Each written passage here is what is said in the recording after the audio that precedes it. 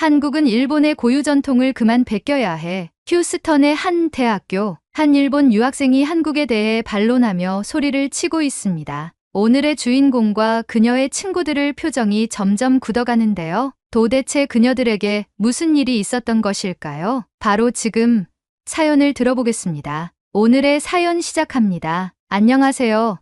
저는 노라라고 해요. 저는 미국 텍사스주 휴스턴에서 현재 대학을 다니고 있는 평범한 학생이에요. 요즘 제가 푹 빠져 있는 한국의 문화가 있는데 이 문화에 대한 웃지 못할 해프닝이 있어서 이렇게 사연을 보내봅니다.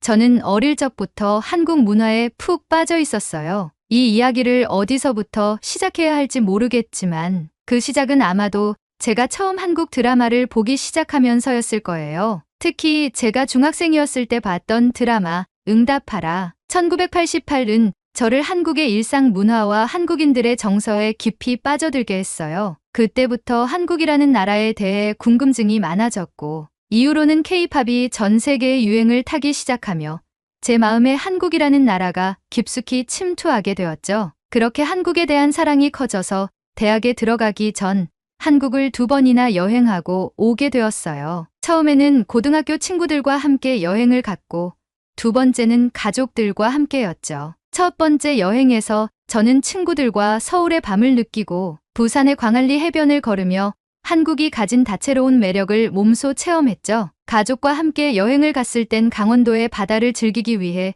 차량을 렌트해서 돌아다녔어요. 한국은 단순히 서울, 부산뿐만 아니라 모든 곳이 아름답다고 느껴지는 여행이었죠. 저는 특히 한국의 음식과 편리한 교통 시스템에 반하게 되었어요. 어떠한 음식이든 대중적인 맛이 있었고 시간을 철저하게 지키는 교통 시스템은 여행을 한층 더 편하게 해주었죠. 그리고 그 중에서도 저에게 가장 강렬하게 남았던 건 바로 찜질방이었어요. 찜질방은 한국 드라마에서 종종 봐서 익숙했지만 직접 가보니 그 매력이 어마어마하더라고요. 한국에서 하루는 찜질방에서 숙박을 했었는데 찜질방에 있는 동안 뜨거운 방에서 땀을 흘리고 나와서 한국 음료인 시원한 식혜를 마시고 뜨거운 방 안에서 익힌 달걀을 머리로 깨서 먹는 그 경험은 정말 이색적이었어요. 찜질복을 입고 하루 종일 몸과 마음을 풀어내는 그 시간이 저에게는 너무나도 특별하게 느껴졌죠. 이후로 한국을 떠나서도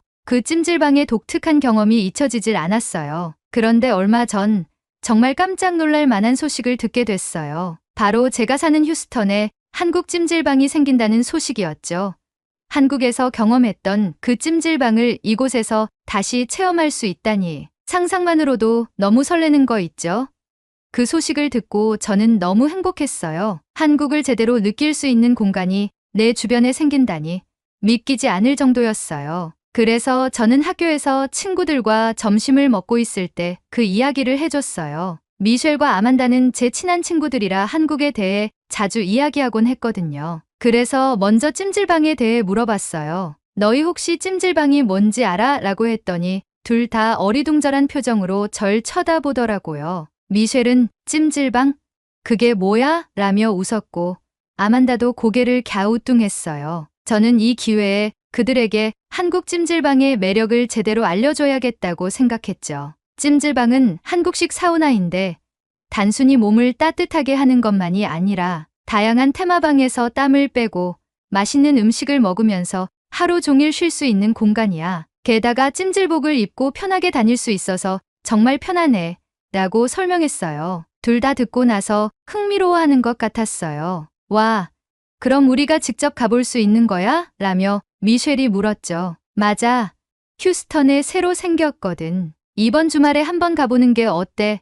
하고 제안했더니 미셸과 아만다 둘 다 완전히 동의했어요. 우리는 주말에 찜질방을 가기로 약속을 했어요. 저는 마치 한국에서 다시 찜질방을 체험하는 것 같은 설렘을 느꼈고 친구들에게 한국의 찜질방 문화를 소개할 수 있다는 생각에 기분이 너무 좋았어요. 드디어 주말이 다가왔고 저와 미셸, 아만다는 약속대로 휴스턴에 새로 생긴 한인 찜질방을 방문했어요. 입구에 들어서자마자 우리는 현대적이고 깔끔한 인테리어에 감탄했어요. 그리고 가격표를 보니 입장료가 $45더라고요. 한국에서 경험했던 찜질방에 비해 조금 비싸긴 했지만 깔끔하고 다양한 테마로 꾸며진 방들을 보니 그 돈이 전혀 아깝지 않겠다는 생각이 들었어요. 미국에서 한국 문화를 그대로 느낄 수 있다는 것 자체가 너무 기뻤으니까요. 먼저 우리는 프론트에서 찜질복을 받고 샤워실로 들어갔어요. 저는 한국에서 해본 경험이 있어서 자연스럽게 행동했지만 처음인 미셸과 아만다는 다소 어색해 보였어요. 그래도 샤워를 끝내고 찜질복으로 갈아입으니 다들 편안한 분위기로 바뀌었죠. 찜질복이 정말 편한 옷이잖아요. 이거 진짜 편한데? 그냥 집에서 입고 싶다 라며 미셸이 웃었고 아만다도 찜질복을 입은 채 거울을 보며 즐거워했어요. 이제 본격적으로 찜질을 시작할 차례였어요. 저는 두 친구에게 다양한 테마방을 소개해주고 싶었어요. 제일 먼저 우리는 불가마라는 방에 들어가기로 했죠. 불가마는 뜨거운 열기로 몸의 독소를 빼는 방인데 저는 한국에서 경험한 적이 있어 익숙했어요. 방에 들어가자마자 그 뜨거운 열기가 확 느껴졌어요. 땀이 금방 맺히기 시작했고 저는 이 뜨거운 열기에 몸을 맡기며 기분 좋게 땀을 빼기 시작했어요. 그런데 미셸과 아만다는 상황이 달랐어요. 미셸은 눈이 휘둥그레지면서 이거 너무 뜨거운데? 라고 말했고 아만다는 얼굴을 찡그리며 나 못 버티겠어 라고 외치더니 결국 둘 다 견디지 못하고 방을 나가버렸어요. 저는 그 모습을 보고 한참 웃었어요. 아니, 불가마는 원래 뜨거운 방이야. 우리가 낮은 온도 방부터 갔어야 했는데 라고 말하며 웃었죠. 미셸과 아만다도 나와서 숨을 고르며 웃기 시작했어요. 그럼 우리 뜨겁지 않은 방부터 즐기자라고 제가 말하자 둘은 동의하며 고개를 끄덕였어요. 그렇게 우리는 온도가 낮은 방부터 차근차근 체험하기 시작했어요. 먼저 약간 따뜻한 황토방에 들어갔죠. 황토에서 나오는 은은한 열기가 기분을 편안하게 만들어줬어요. 그런데 미셸이 갑자기 농담을 하더라고요. 이 방에 오래 있으면 내 피부가 더 검게 될 것 같아. 미셸은 흑인 혼혈인데 그런 농담을 하니 다들 웃음이 터졌어요. 아만다도 웃으면서 그럼 난 더 창백해지려나? 라고 장단을 맞추며 즐거운 분위기를 이어갔죠. 그 후 우리는 얼음방이라는 시원한 방으로 들어가서 몸을 식혔어요. 얼음방은 찜질방에서 필수 코스잖아요. 뜨거운 방에서 땀을 흘리고 나서 얼음처럼 차가운 방에서 몸을 식히면 그 상쾌함이 말로 표현할 수 없죠. 시원한 공기가 우리 몸을 감싸자 다들 와, 진짜 시원하다며 감탄했어요. 그런데 그때 미셸이 갑자기 결심한 듯한 표정으로 말했어요. 나 불가마에 다시 도전해볼래 라고요. 저와 아만다는 깜짝 놀랐지만 미셸이 그렇게 의욕적으로 말하니 다시 불가마로 가기로 했어요. 이번엔 미셸이 진지한 표정으로 불가마에 들어갔어요. 아만다도 따라 들어오면서 이번엔 좀 버텨보겠다고 했죠. 우리는 다시 뜨거운 불가마 안에 앉았어요. 처음엔 괜찮았지만 점점 온도가 느껴지기 시작하면서 미셸과 아만다의 얼굴이 점점 빨개졌어요. 둘 다 눈을 질끈 감고 버티는 모습이 너무 웃겨서 저는 참지 못하고 웃음을 터뜨렸어요. 그 순간 너무 웃긴 나머지 저는 휴대폰을 꺼내 그 장면을 영상으로 촬영했어요. 이건 절대 못 잊을 거야 라고 말하며 영상을 찍었고 미셸과 아만다도 어쩔 수 없이 웃음을 터뜨렸어요. 결국 이번에도 오래 버티지 못하고 우리는 불가마에서 나왔지만 이번엔 나름 성공한 듯한 기분이었죠. 찜질을 마치고 나서 우리는 배가 고팠어요. 그래서 찜질방 안에 있는 식당으로 향했죠. 식당에서는 제가 한국에서 경험했던 것처럼 식혜와 라면, 그리고 불가마에서 달군 계란을 먹을 수 있었어요. 미셸과 아만다는 처음으로 식혜를 마셔봤는데 와, 진짜 맛있다고 하더라고요. 라면도 너무 맛있게 먹었고 불가마에서 달궈진 계란도 먹으면서 서로 웃음이 끊이지 않았어요. 식사를 하면서 우리는 오늘의 찜질방 경험에 대해 이야기를 나눴어요. 미셸은 불가마 진짜 힘들었지만 그래도 도전한 보람은 있는 것 같아 라고 말했고 아만다는 얼음방이 정말 최고였어. 시원한 공기 때문에 살 것 같았어 라고 했어요. 저는 두 친구에게 한국 찜질방을 소개해 줄 수 있어서 너무 행복했고 그들도 정말 즐거워해서 뿌듯했어요. 찜질을 마치고 나서 저는 오늘의 대망의 하이라이트, 바로 때밀이를 친구들에게 소개해 주기로 했어요. 한국에서 처음 경험했을 때 느꼈던 그 상쾌함이 아직도 생생하게 기억났거든요. 그래서 친구들에게도 그 특별한 경험을 선물하고 싶었죠. 이제 진짜 재미있는 걸 해볼까? 하고 미셸과 아만다에게 말하자 둘 다 궁금한 표정으로 저를 쳐다봤어요. 뭐, 또 무슨 한국 체험이야? 미셸이 웃으며 물었죠. 저는 우리가 묵은 때를 벗겨낼 시간이지 라며 목욕탕으로 가자고 했어요. 때밀이의 신세계를 보여줄 순간이 온 거죠. 하지만 미셸과 아만다는 조금 망설이는 눈치였어요. 헐벗고 같이 목욕탕에 간다는 게 좀 부끄럽지 않아? 라고 아만다가 말했어요. 미셸도 우리 다 같이 그냥 옷을 벗고 라며 어색해했죠. 하지만 저는 자신 있게 웃으며 말했어요. 걱정 마. 한국에선 이게 너무 자연스러운 거야. 그리고 같이 목욕을 하면 더 친해지는 거야. 친구들은 여전히 어색한 표정이었지만 제 말을 믿고 결국 함께 목욕탕으로 향하기로 했어요. 목욕탕에 들어가자마자 따뜻한 온탕이 우리를 맞이했어요. 친구들은 처음엔 여전히 부끄러워했지만 따뜻한 물에 몸을 담그자마자 그 부끄러움은 금방 사라졌어요. 미셸이 오, 진짜 좋다 몸이 풀리는 느낌이야 라고 말했고 아만다도 몸이 천천히 물에 녹아드는 것처럼 편안해졌다고 했죠. 저는 그 모습을 보며 마음이 뿌듯해졌어요. 봐, 이게 바로 한국식 목욕탕의 매력이야 라며 웃었어요. 우리는 온탕과 냉탕을 오가며 대화를 나눴어요. 따뜻한 물에 들어갔다가 시원한 물에 들어가는 그 감각이 너무 상쾌했죠. 친구들은 이런 걸 왜 이제야 알았을까? 라며 기분 좋게 웃었어요. 그렇게 시간을 보내다 보니 때밀이를 할 준비가 된 것 같았어요. 자, 이제 우리는 다시 태어날 준비를 해보자 라며 새신장으로 친구들을 데리고 갔어요. 새신장은 때밀이를 할 수 있는 공간으로 전신 각질 제거를 해주는 곳이에요. 친구들이 물었죠. 이게 뭐 하는 데야? 저는 웃으며 설명했어요. 이곳은 몸의 각질을 제거해주는 곳이야. 말하자면 전신 피부 케어 마사지랄까?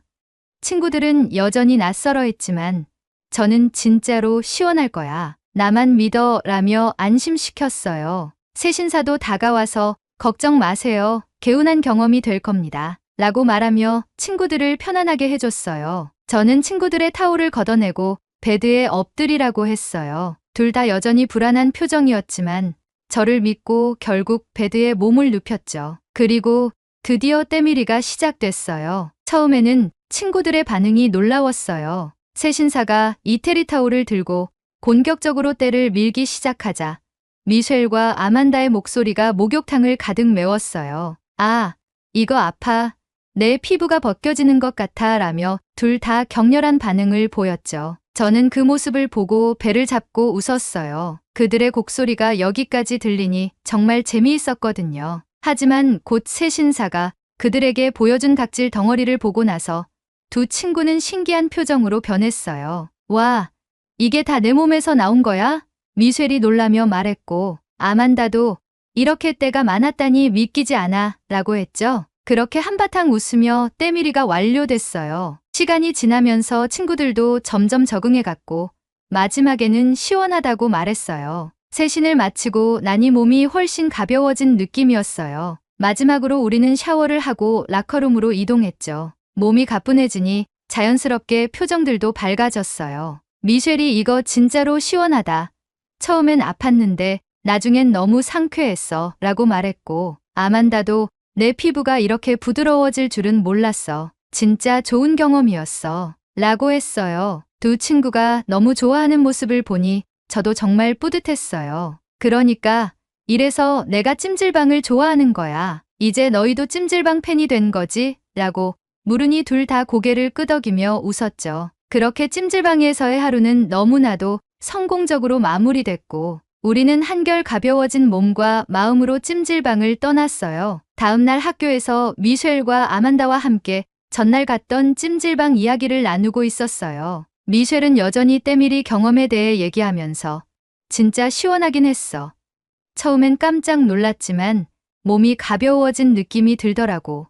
라고 웃었고 아만다도 동의하며 한국 문화에 이렇게 깊이 빠질 줄은 몰랐어. 다음에 또 가자 라고 말했어요. 다들 찜질방의 매력에 완전히 빠져들었죠. 그런데 그때 아야카가 우리 쪽으로 다가오더니 뜻밖의 이야기를 꺼냈어요. 아야카는 일본에서 온 유학생 친구인데 그녀가 대뜸 이렇게 말했죠. 사실 한국의 찜질방 문화는 일본의 온천 문화에서 유래된 거야. 일본은 아주 오래전부터 목욕 문화를 이어왔고 일본식 사우나를 한국이 가져가서 찜질방으로 발전시킨 거라고. 한국은 일본의 고유 전통을 그만 베껴야 해. 아야카의 말을 듣고 우리의 머릿속에는 물음표로 가득해졌어요. 아야카는 이어서 일본식 사우나가 원래는 한국 찜질방의 원조라고 할 수 있어. 한국이 우리 문화를 변형해서 만든 거야. 그리고 한국의 때밀이 문화는 솔직히 일본에서 납득할 수 없는 더러운 문화야. 라고 말했어요. 순간 제 기분이 묘하게 언짢아졌어요. 아야카가 찜질방을 부정적으로 말하는 게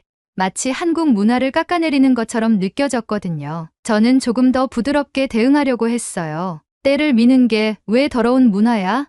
일본은 그렇지 않아. 그러자 아야카는 말했어요. 일본은 다 같이 따뜻한 온천욕을 즐기고 따뜻한 사우나를 즐기면서 몸을 녹이는 작용을 하는 문화야. 각질을 벗기거나 온천물을 더럽히는 행위는 금지시 되어 있지. 일본은 온천물을 신성시하거든. 저는 말했어요. 그렇구나.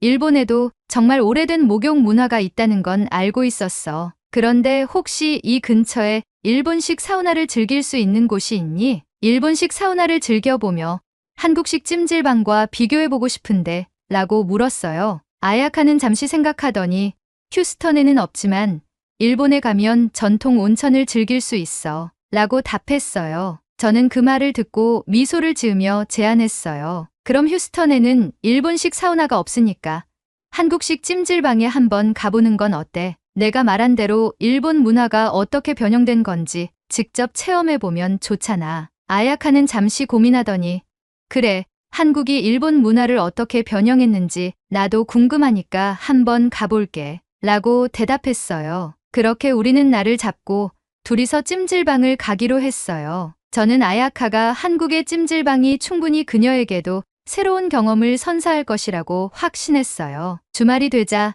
드디어 아야카와 찜질방에 가기로 한 날이 다가왔어요. 저는 휴스턴에 새로 생긴 한국 찜질방 앞에서 아야카를 기다리고 있었죠. 곧 아야카가 도착했고 우리는 함께 찜질방에 들어가게 되었어요. 그런데 들어가자마자 깜짝 놀랄 일이 벌어졌습니다. 고등학교 때 친했던 친구 수진이 한국 친구들과 함께 카운터에서 계산을 하고 있었거든요. 저는 너무 반가운 마음에 수진에게 달려가 인사를 했어요. 수진아, 여기서 널 다 보다니. 수진도 저를 보자마자 밝게 웃으며 노라, 오랜만이야 라고 인사를 건넸어요. 우리는 서로 포옹하며 반가움을 나눴고 저는 아야카를 소개했어요. 이 친구는 아야카야. 일본에서 온 친구인데 오늘 같이 찜질방을 경험하러 왔어. 수진과 아야카는 인사를 나눴고 저는 둘에게 같이 찜질방을 즐기자고 제안했죠. 수진과 아야카 모두 좋다고 했고 우리는 함께 라커룸으로 이동했어요.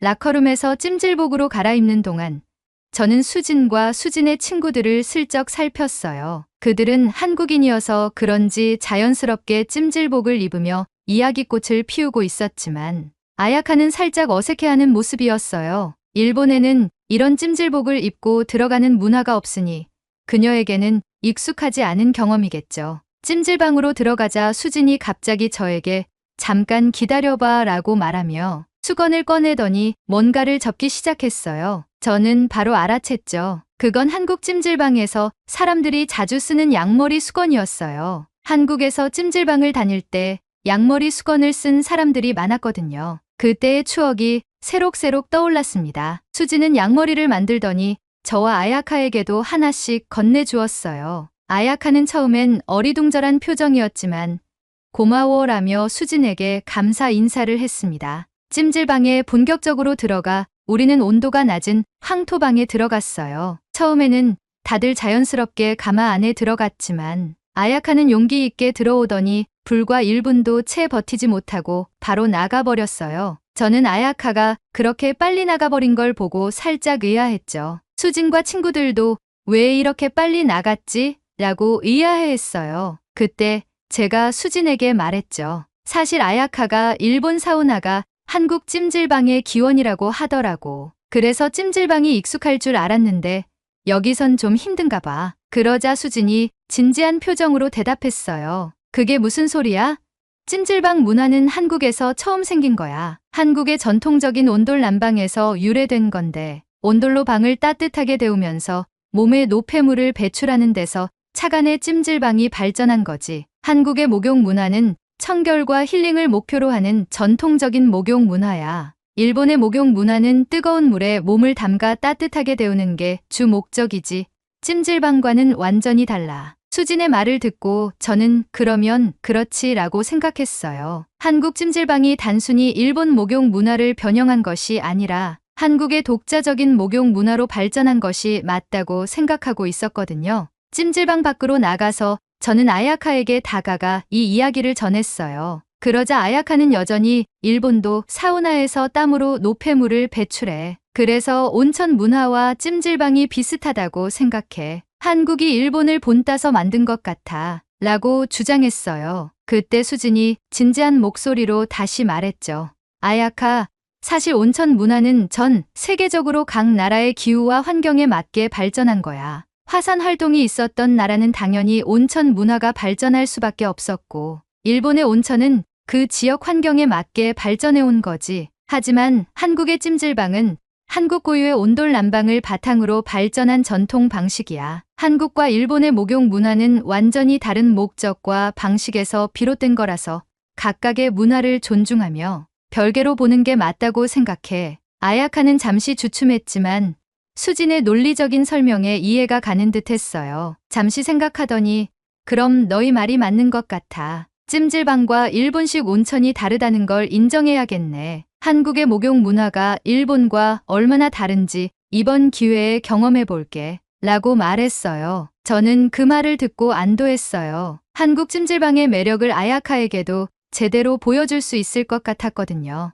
우리는 다시 찜질방 안으로 들어갔고 아야카는 이제 좀 더 열린 마음으로 한국 찜질방을 즐길 준비가 된 것 같았어요. 이 경험이 그녀에게도 새로운 문화의 매력을 깨닫게 하는 좋은 기회가 되기를 바랐습니다. 저희는 그렇게 아야카와 함께 찜질방의 테마를 모두 즐겼어요. 한국 음식부터 각기 다른 온도의 방들, 그리고 부대 시설까지 완전 뽕을 뽑았죠. 그리고 저희는 찜질방에 데미를 장식할 때밀이를 허러 갔어요. 사실 아야카는 때밀이에 대해 전혀 모르고 있었죠. 그래서 저는 그녀에게 소개해주기로 마음먹었어요. 수진과 다른 친구들은 이미 때밀이의 본고장에서 왔기 때문에 다들 아야카에게 이건 진짜 몸과 마음이 깨끗해지는 마사지야. 너무 상쾌할 거야 라고 설명했죠. 아야카는 약간 의아해했지만 우리 말을 믿고 세신장으로 함께 갔어요. 우리는 모두 세신 베드에 누웠고 세신사들이 하나둘씩 들어와서 따뜻한 물을 몸에 부으며 각질 제거를 시작했어요. 저는 이때가 오기를 기다리고 있었죠.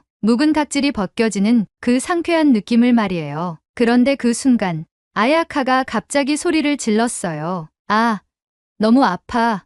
왜 내 살갗을 벗기는 거야? 순간 모두가 웃음을 터뜨렸어요. 세신사가 열심히 각질을 벗겨내고 있었는데 아야카는 이 낯선 감각을 고문처럼 느낀 거죠. 수진과 저는 웃으면서 아야카에게 말했어요. 이건 살갗을 벗기는 게 아니야.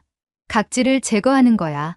조금만 참으면 진짜 시원해질 거야. 하지만 아야카는 여전히 고통스러워하며 몸을 조금씩 떨고 있었어요. 이건 진짜 고문 같아. 이렇게 아픈 마사지는 처음이야 라고 말하며 고개를 절레절레 흔들었죠. 세신사도 당황해서 그럼 제가 조금 살살 문지르겠습니다 라고 말하고는 타올을 바꾸어 천천히 때를 밀기 시작했어요. 그제야 아야카는 겨우 참을 만해졌는지 더 이상 소리를 지르지 않았어요. 그 와중에 수진과 저는 키득거리며 계속 때밀이를 받았어요. 각질이 하나하나 벗겨지는 그 개운함을 몸으로 느끼며 우리는 서로 농담을 주고받았죠. 한참을 세신을 받고 있는데 어디선가 코 고는 소리가 들리기 시작했어요. 너무 생생하게 들려서 우리는 누가 이렇게 대놓고 잘까 궁금해졌죠. 소리의 근원지를 찾아보니 놀랍게도 아야카가 엎드린 채로 편안하게 자고 있었어요. 세신을 받으면서 고통스럽다고 하더니 어느새 편안해져서 잠이 든 거였죠. 그 모습을 본 수진과 저는 빵 터져서 배를 잡고 웃기 시작했어요. 아야카, 아까는 고문이라고 하더니 지금은 천국에 온 것 같네라고 수진이 웃으며 말했죠. 그런데 그때 세신사가 마지막으로 차가운 물을 아야카의 몸에 부었어요. 아야카는 깜짝 놀라며 번쩍 눈을 뜨고 벌떡 일어났어요. 으악! 이게 뭐야? 라며 당황해했죠. 그 모습에 우리는 더 크게 웃음을 터뜨렸어요. 모든 긴장이 다 풀어진 것처럼 모두가 폭소를 했고 찜질방 안은 웃음소리로 가득 찼어요. 그렇게 우리는 때밀이를 마무리하고 마지막으로 상쾌한 샤워를 했어요. 몸이 한결 가벼워진 느낌이었죠. 찜질방을 다 마치고 우리는 출구로 나왔어요. 수진과 친구들은 집으로 돌아가기로 했고 우리는 헤어지기 전 서로 인사를 나눴어요. 저는 아야카와 함께 길을 걸으며 그녀에게 소감을 물었죠. 아야카, 오늘 찜질방 어땠어? 처음엔 좀 힘들어 보였는데 괜찮았어? 아야카는 잠시 생각하더니 미소를 지으며 말했어요. 솔직히 처음엔 정말 아팠어. 이건 도대체 뭐 하는 건가 싶었지. 근데 끝나고 나니까 진짜로 몸이 한결 가벼워진 느낌이야. 한국의 찜질 문화가 생각했던 것보다 훨씬 더 좋았어. 개운해지고 또 힐링되는 느낌이 들더라고. 그 말을 들으니 정말 뿌듯했어요. 아야카는 계속해서 말했죠. 일본의 온천 문화랑은 확실히 달라. 온천도 좋지만 한국 찜질방은 이렇게 다양한 방에서 땀을 빼고 때밀이까지 하니까 더 특별한 것 같아. 저는 미소를 지으며 대답했어요. 그치? 한국 찜질방은 단순한 사우나가 아니고 전신관리와 힐링을 다 같이 할 수 있는 공간이야. 마음도 몸도 다 풀리잖아. 아야카는 고개를 끄덕이며 말했어요. 맞아.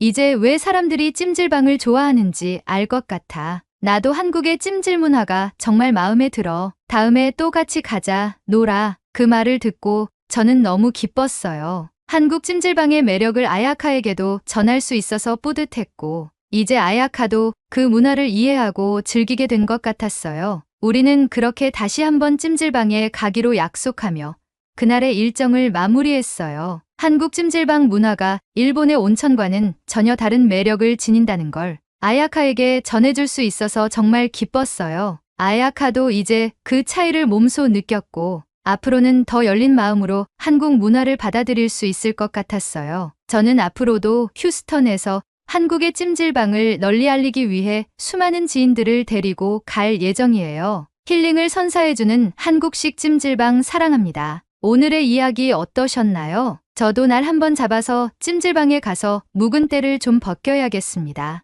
오늘의 이야기에 공감하신다면 구독, 좋아요 한 번씩 부탁드리겠습니다. 다음에 더 좋은 사연으로 찾아뵙겠습니다. 시청해주셔서 감사합니다. 혹시 한국이 중국의 속국이라는 것을 아시나요? 호주의 멜버른에서 한 유튜버가 시민들을 상대로 인터뷰를 하고 있습니다. 시민들은 모두 중국이라고 대답하고 있는데요. 그러던 중 멜버른의 한 거리가 시끌벅적해지기 시작합니다. 오늘의 주인공도 이 자리에 있었는데요. 도대체 무슨 일이 있었던 것일까요? 바로 지금 사연을 들어보겠습니다. 오늘의 사연 시작합니다. 안녕하세요. 저는 호주 멜버른 대학교에서 경제학을 전공하고 있는 엘리라고 합니다. 얼마 전 한국의 경제 성장에 관한 강의를 듣다가 그 수업에서 아주 충격적인 사건을 겪었어요. 그리고 그 이후에 한국의 역사에 관련된 놀라운 사건이 있어서 이렇게 사연을 보냅니다. 제가 들었던 수업은 아시아 경제 발전사였고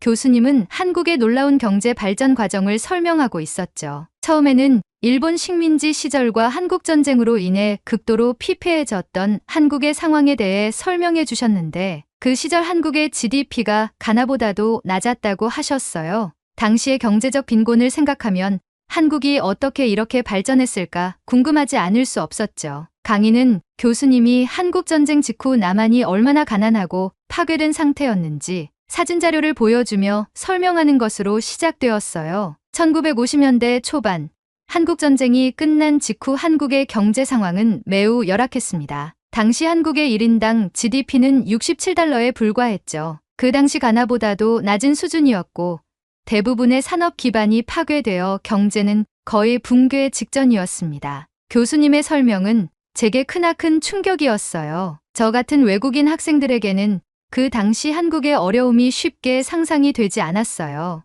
우리가 보는 한국의 시각은 성공한 한국 문화와 기술력을 바탕으로 한 선진국 한국의 모습이니까요. 교수님이 다시 목소리를 높였어요. 그러나 한국은 이후 놀라운 경제 성장을 이루었습니다. 1960년대에 들어서면서 한국 정부는 경제개발 5개년 계획을 통해 수출 중심의 산업화를 추진했고 1970년대 중화학공업이 본격적으로 발전하기 시작했습니다. 철강, 조선, 전자산업이 한국 경제의 기반이 되었죠. 교수님은 한국의 성장을 더욱 강조했어요. 1980년대와 1990년대에 들어서면서 한국은 IT와 전자산업에서 세계적인 경쟁력을 갖춘 나라로 성장했고 오늘날 한국은 반도체, 스마트폰, 자동차 같은 첨단 기술 분야에서 세계를 선도하는 국가가 되었습니다. 지금 한국의 GDP는 약 1조 6천억 달러에 달하게 되고 여러분이 지금 서 있는 호주에 이어 13위를 기록하고 있죠. 한국은 전 세계에서 가장 빠르게 성장한 국가 중 하나이고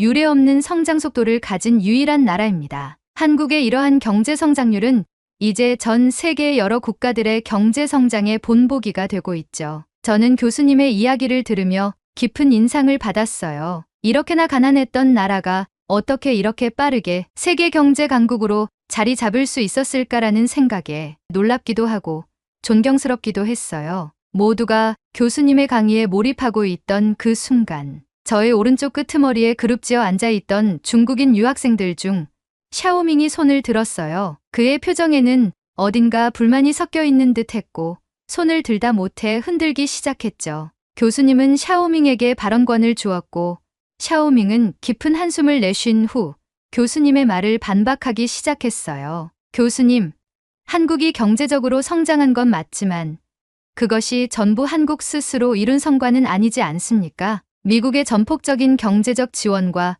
군사적 보호 덕분에 가능했던 것 아닙니까? 샤오밍은 도전적인 목소리로 말을 이어갔어요. 미국은 한국전쟁 당시 남한을 통해 한반도를 장악하려 했고 중국이 참전하지 않았다면 남한은 결국 미국의 식민지처럼 되었을 겁니다. 중국은 미국으로부터 한국의 식민지화를 막기 위해 참전한 겁니다. 그 순간 강의실 분위기는 싸해졌어요. 학생들은 이게 무슨 소리냐고 수군대기 시작했고 몇몇 학생들은 교수님의 말이 틀린 것이냐고 소곤대기 시작했죠. 샤오밍의 발언은 교수님의 설명과는 완전히 다른 시각에서 나온 것이었기에 학생들 사이에서는 긴장감이 감돌았고 저 역시 그 상황에 어떤 반응을 해야 할지 몰랐어요. 교수님은 잠시 침묵하시다가 차분한 목소리로 말씀하셨어요. 샤오밍, 중국이 한국전쟁에 참전한 이유에 대해 좀 본인이 아는 지식을 더 구체적으로 설명해 줄 수 있나요? 샤오밍의 주변 중국 친구들은 미소를 띠기 시작했고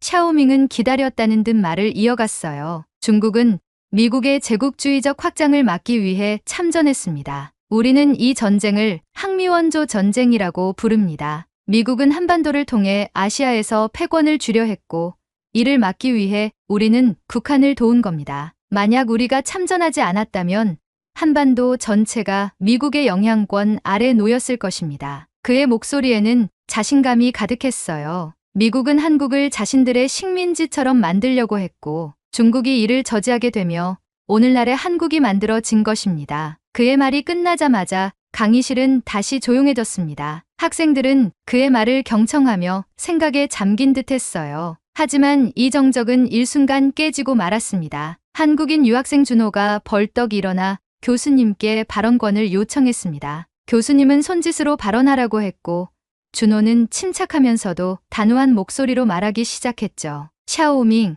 한국전쟁은 북한이 소련과 함께 한반도의 공산주의화를 위해서 남한을 먼저 침공하면서 시작된 전쟁입니다. 남한은 미국을 비롯한 유엔군의 지원을 받아 공산화를 막기 위해 싸웠습니다. 중국은 북한의 동맹으로서 참전한 것이고 결과적으로 북한의 체제를 유지하게 만들었죠. 중국의 참전이 남한을 돕거나 한반도의 자유를 지키기 위해서였다는 주장은 설득력이 없습니다. 샤오밍은 준호의 발언에 바로 반박했습니다. 그건 한국의 시각일 뿐입니다. 중국이 없었더라면 한반도는 이미 미국의 손아귀에 들어갔을 것이고 지금의 한국은 존재하지 않았을 겁니다. 우리는 미국의 패권주의에 맞서 싸운 겁니다. 미국은 한국을 단순히 보호한 게 아니라 자신의 이익을 위해 한국을 이용한 겁니다. 준호는 그 말을 듣고 한숨을 내쉬며 차분하게 답했습니다. 하지만 중국의 참전은 북한을 지원하기 위한 것이었고 결과적으로 남한은 유엔군과 함께 공산화를 막아냈습니다. 남한의 경제 성장은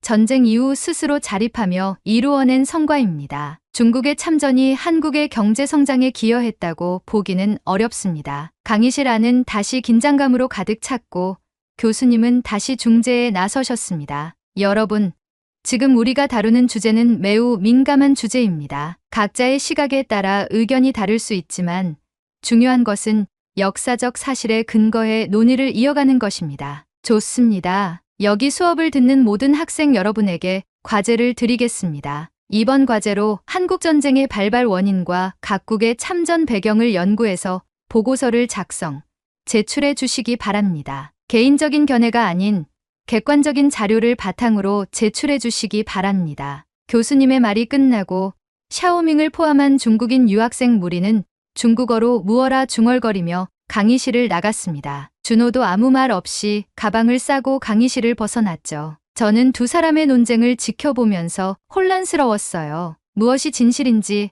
그리고 각국의 시각이 얼마나 다른지를 알고 싶어졌죠. 수업이 끝난 후 저는 혼란스러운 감정을 느꼈어요. 중국인 유학생 샤오밍과 한국인 유학생 준호의 논쟁은 생각보다 복잡했고 무엇이 진실인지 확신할 수 없었죠. 교수님이 내주신 과제가 이 둘의 논쟁으로 만들어진 과제이다 보니 귀찮으면서도 짜증이 나긴 했어요. 양국의 다툼을 왜 굳이 강의실까지 끌고 들어와 싸움을 하고 다른 학생들에게 과제를 던져주면서 피해를 입히는지 이해가 가지 않았죠. 하지만 교수님이 내주신 과제이고 성적에 반영이 될 것이기 때문에 샤오밍과 준호가 밉긴 했지만 과제는 수행해야겠다는 다짐을 하고 하교를 했습니다. 집에 도착한 저는 중국과 한국의 역사 다툼에 대해 궁시렁거리며 침대에 누워있다가 과연 누구의 주장이 맞는지 한번 찾아보고 과제를 얼른 끝내자는 마음으로 컴퓨터 앞에 앉았어요. 저는 먼저 한국전쟁의 발발 원인부터 조사해보기로 했어요. 처음엔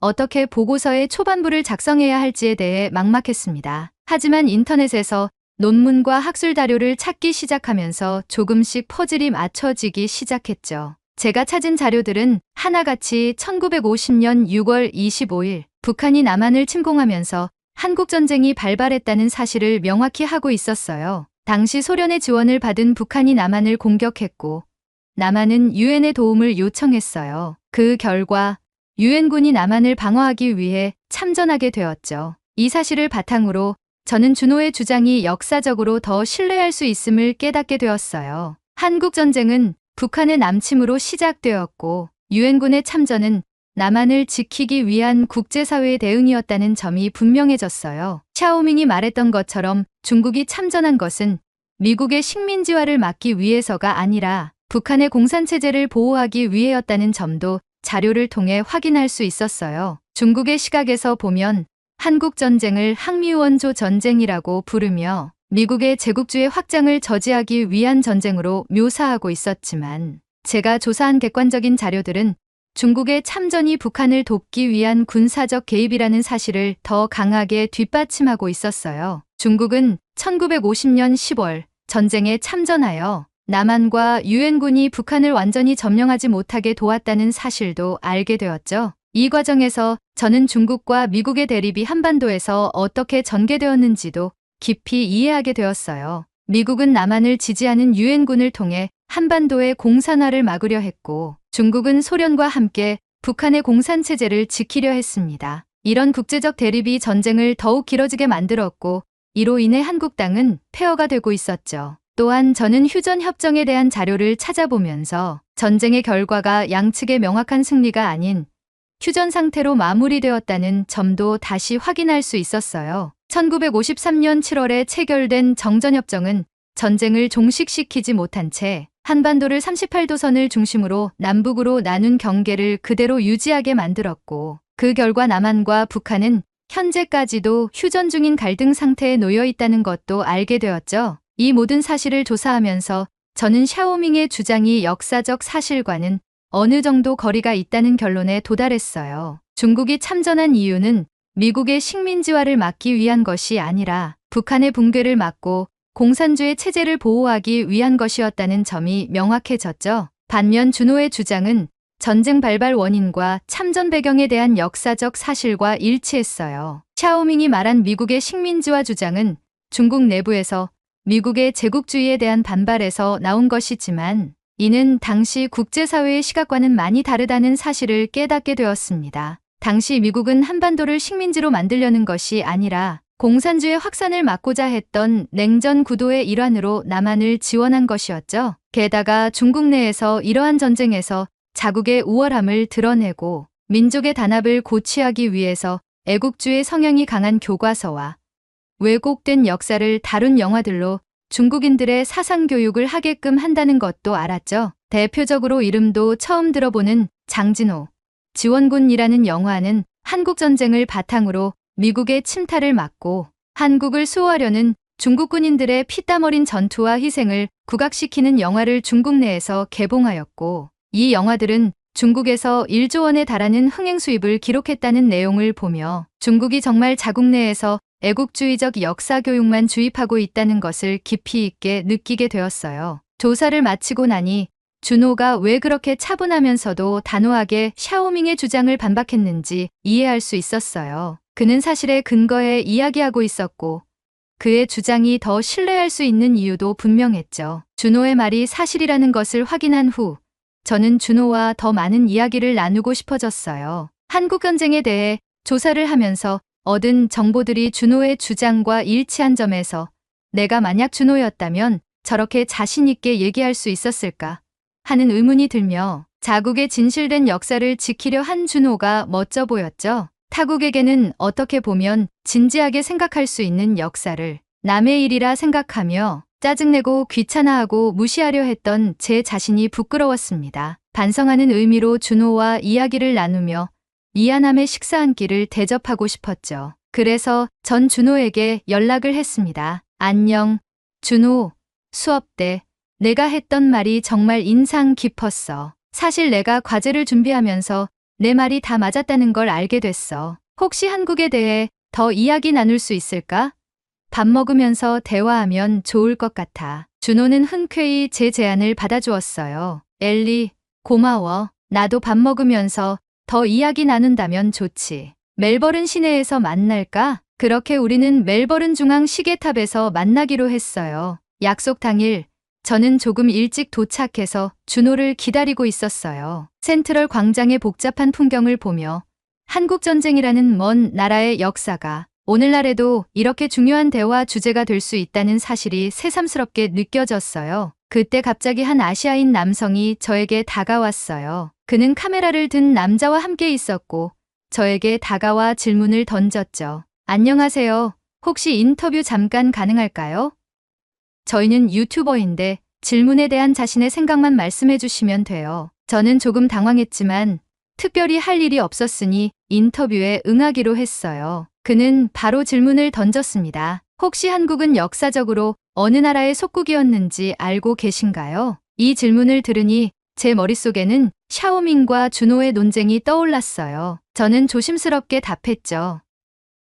한국은 역사적으로 중국과 종번 체제 속에서 외교 관계를 맺어왔지만 속국은 아니었어요. 한국은 자주적인 국가로서 독립된 역사를 유지해왔죠. 그는 제 답변에 약간 당황한 듯이 고개를 갸웃거리며 다시 질문을 던졌어요. 하지만 한국은 오랫동안 중국의 영향 아래에 있었고 중국의 힘 덕분에 국가로서 유지될 수 있었다는 것을 알고 있습니까? 중국은 한반도를 보호해준 대국이었잖아요. 그 순간 저는 샤오밍이 떠올랐어요. 이 남자도 샤오밍처럼 중국의 시각에서 한국 역사를 왜곡하려 하면서 자신들이 원하는 답을 카메라에 담으려고 하고 있었죠. 저는 약간의 반감이 들기 시작했고 좀 더 확신을 가지고 대답했어요. 아니요. 한국은 독립적인 역사를 가진 나라예요. 중국과의 관계가 있었던 건 사실이지만 그것이 한국을 속국으로 만들었다는 정보는 찾지도 보지도 못했어요. 한국은 자주적인 나라로 지금까지 존재해 온 걸로 기억합니다. 그는 제 말을 듣고 잠시 멈칫하더니 저에게 웃으며 답했습니다. 아, 그렇군요. 당신은 그렇게 생각하시나 보군요. 감사합니다. 저는 이렇게 무마하려는 모습이 불편했어요. 그리고 불편함이 불쾌함으로 바뀌는 순간을 목격했죠. 유튜버는 카메라맨을 향해 손날로 목을 그으며 촬영 종료를 하라고 했고 카메라맨을 카메라를 내렸어요. 그러고 나서 카메라맨과 함께 제게 등을 지고 걸어갔죠. 그런데 그 순간 저는 그들이 중국어로 대화를 나누는 것을 들었어요. 중국어 특유의 오르락내리락하는 성조와 발음이 들렸고 그들은 제 쪽을 눈을 흘기며 대화를 했죠. 그들의 취하는 모션과 대화 내용이 마치 이런 말이 통하지 않네 라는 느낌을 주었고 그 모습이 너무 불쾌했어요. 저는 그들이 인터뷰를 통해 자신들의 주장을 어떻게든 정당화하려 하고 자신들의 주장에 힘을 실으려는 의도를 가지고 있었다는 것을 느꼈어요. 그렇게 불쾌함이 쌓이던 중 준호가 저를 불렀어요. 저는 준호에게 방금 있었던 일을 이야기했어요. 준호, 방금 나에게 중국 유튜버가 와서 한국 역사를 왜곡하려고 했어. 한국을 마치 중국의 속국이라는 답변을 받으려고 질문을 던지면서 다니던데 준호는 그 말을 듣고 표정이 굳어졌어요. 그래? 그들이 어디로 갔는지 알아? 나도 그들한테 이야기 좀 하고 싶다. 저는 그들이 떠난 방향을 가리켰어요. 준호는 순간 주저하지 않고 그 방향으로 걸음을 옮겼고 저도 뒤따라갔어요. 준호와 함께 그 유튜버들을 찾으러 가면서 제 마음은 복잡했어요. 분명히 그들은 역사적 사실을 왜곡하고 있었고 엉뚱한 정보를 다른 외국인들에게 심어주려 하고 있었죠. 준호도 그들이 전하고 있는 메시지에 대해 분노하고 있었기 때문에 그들을 그냥 놔두고 싶지 않아 했어요. 저 사람들이야. 저는 손가락으로 그들을 가리켰어요. 유튜버들은 또 다른 사람에게 인터뷰를 시도하고 있었어요. 준호는 발걸음을 서두르더니 그들에게 다가갔어요. 유튜버가 인터뷰를 마치고 장비를 정리하려는 순간 준호는 인터뷰를 한 백인 여성에게 직접 말을 걸었어요. 잠시만요. 방금 어떤 이야기를 하고 있었는지 물어봐도 될까요? 준호의 목소리는 차분했지만 그 속엔 단호함이 깃들어 있었어요. 백인 여성은 말했어요. 한국이 과거 어느 나라의 속국이었는지 물어보던데요. 저는 중국 아니면 일본이라고 답했어요. 준호의 표정은 일그러졌고 유튜버를 노려보기 시작했어요. 유튜버는 잠시 당황한 듯한 표정을 지었지만 곧 미소를 띠며 대답했어요. 아, 저희는 한국과 관련된 역사 이야기를 하고 있었습니다. 당신도 인터뷰에 응하려고 온 것인가요? 그러나 준호는 곧바로 본론으로 들어갔죠. 한국을 중국의 속국이라고 주장하셨나요? 그 순간 분위기가 바뀌었어요. 유튜버는 당황한 듯 잠시 말을 멈추더니 어색하게 웃으며 변명하듯 대답했죠. 그렇다고 단정 짓는 건 아니지만 한국과 중국의 역사적 관계에 대해 질문을 던지고 있을 뿐입니다. 많은 사람들이 그런 부분에 대해 잘못 알고 있으니까요. 유튜버의 어색한 변명에 준호의 얼굴은 굳어졌어요. 그는 더 이상 참지 않겠다는 듯 목소리를 낮추며 한 걸음 다가섰습니다. 그렇다고 단정짓지 않으셨다고요? 당신이 던지는 질문은 명백히 왜곡된 사실을 도출하기 위한 질문입니다. 한국은 결코 어느 나라의 속국이었던 적이 없어요. 조선시대와 그 이전에도 한국은 자주권을 가진 나라였고 때로는 중국, 일본과 협약을 맺기도 했지만 속국으로 존재한 적은 없습니다. 당신들이 퍼뜨리고 있는 이 왜곡된 정보는 한국의 역사를 부정하고 국가 간의 다툼이 벌어질 수 있는 중대한 문제입니다. 준호의 목소리에는 차분함과 단호함이 공존하고 있었어요. 하지만 유튜버는 미소를 지으며 말을 잇기 시작했어요. 글쎄요. 역사적 관점에 따라 다를 수 있는 부분 아닐까요? 중국에서는 한국을 속국으로 간주해왔고 우리는 그렇게 배웠습니다. 중국의 역사 교과서에는 한국이 중국의 보호 아래 있었다고 기록되어 있어요. 우리는 그저 외국인들에게 조금 더 다양한 시각을 제공하려는 것뿐이에요. 그 말에 준호의 표정이 굳어졌어요. 그는 조금 더 날카로운 목소리로 대답했죠. 그건 중국이 자국의 시각을 왜곡해서 역사를 자신들에게 유리하게 가르치고 있기 때문입니다. 한국은 수백 년 동안 자주국으로서 독립된 왕조를 유지했으며 조선은 명나라나 청나라와 외교적 관계를 맺었을 뿐 속국이 아니었습니다. 한반도는 중국의 영향 아래 있었던 적이 없습니다. 왜곡된 시각으로 한국을 바라보는 건 중국 하나로 족합니다. 다른 나라까지 역사 논쟁에 끼어들게 하지 마시고 한국의 역사를 왜곡하지 마세요. 준호의 목소리에 분위기는 술렁이기 시작했고 주변에 호주인들이 더 많이 몰려들기 시작했어요. 그들은 준호와 유튜버 간의 팽팽한 대화를 흥미롭게 지켜보고 있었고 몇몇 사람들은 저에게도 다가와 속삭였어요. 싸우는 거야? 한국과 중국 이야기 같은데? 저는 대답했습니다. 네. 중국인들이 한국을 자신들의 속국으로 묘사하려고 외국인들에게 유도 질문을 하고 있었어요. 그런데 한국인이 그걸 정면으로 반박하는 중이에요. 사람들은 점점 더 몰려들었고 상황은 긴장감이 고조되었습니다. 유튜버는 말이 막힌 듯 잠시 침묵하더니 마지막으로 목소리를 높였습니다. 저기요. 한국은 중국의 속국이었어요. 우리는 역사를 통해 배워왔습니다. 땅덩어리 작은 약소국인 한국을 중국의 선조들이 어루만져 주며 보호해 주었고 그 덕분에 한국이 중국의 그늘 아래서 무럭무럭 자라 지금까지 존재할 수 있는 거예요. 준호는 그 말을 듣고 더 이상 참지 않았습니다. 준호는 목소리를 높여 매우 단호하게 말했습니다. 중국이 계속해서 왜곡된 정보를 퍼뜨린다면 저는 이 행위를 SNS에 게시하겠습니다. 이제부터 당신의 주장을 촬영하겠습니다. 영상을 게시하여 전 세계 모든 사람들에게 알리겠습니다. 한국은 결코 중국의 속국이 아니었고 지금도 자주적인 국가로 존재합니다. 중국은 자신의 패권을 정당화하려고 역사를 왜곡하고 있는 거예요. 중국 유튜버는 얼굴이 붉어졌고 휴대폰으로 촬영하려는 준호에게 다가가며 하지 말라고 손바닥을 들었습니다. 중국 유튜버의 행동을 위협적으로 보였고 구경하던 호주인 중 한 명이 달려들어 중국 유튜버를 밀쳤습니다. 그리고 소리를 지르기 시작했습니다. 중국은 어딜 가나 불리하면 무력을 쓰려고 하네. 야, 여긴 호주야. 너희 나라랑 다르다고. 경찰 불러서 호주의 법으로 처벌하기 전에 당장 꺼져. 넘어진 유튜버는 당황했고 주변 사람들도 목소리를 높여 말하기 시작했습니다. 중국인 꺼져.